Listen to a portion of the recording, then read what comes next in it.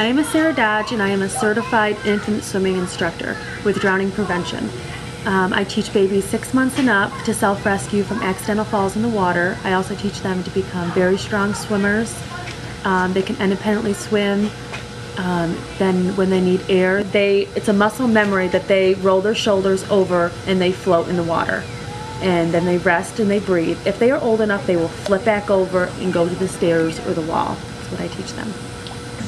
6 months and up are fully capable of learning how to swim, float, swim, but you don't necessarily want to start a child just because they turn 6 months. You want them crawling. You want it to be a safety, so if they can crawl and fall out into the pool, or they're creeping, walking, and they can walk out and fall into a pool, that's when you want them to learn the drowning prevention, because that's when safety comes. They can, go over to a neighbor's pool. Somebody else could be watching them, and they could definitely fall into a pool and drown.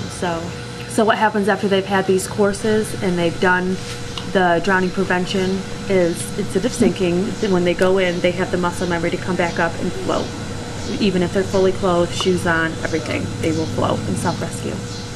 If they have not had these lessons, a baby could absolutely sink right down to the bottom. Probably a 12-month-old would sink, or they could come up and float a little bit and they would be face down in the water.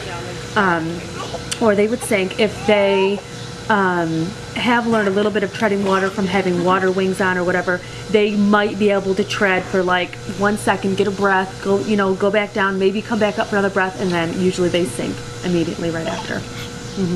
And drowning is the #1 cause of accidental death in Florida between the ages of 1 and 4. Traditional swimming lessons normally teach a child to tread water. They do not necessarily teach them to swim face down in the water. A lot of them teach them water safety, where some of them teach them, okay, if you fall off of a side of a pool, to turn around and swim. Now, just 2 days ago, I did a closed checkout with a child. They were fully dressed, and I put them in like that. With shoes on, they could not turn around and get back to the side. They were actually treading water right here, trying to get back, so they just rolled over and floated because they could not get back to the side of the pool.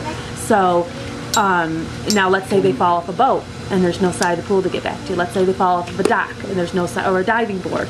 And so that's the big thing. They don't always have a side to get back to. If they fall off of a diving board or anything like that, all children know that have done this program to roll over and float. So just because they take this course does not mean that this is any kind of substitution for adult supervision. This is just if a child was to accidentally fall into the water, they have a chance of self-rescuing. It's drowning prevention. They are not drown-proof. So when you take this course, you still need to be, still have the fence, still have the alarms on the doors, the locks on the doors.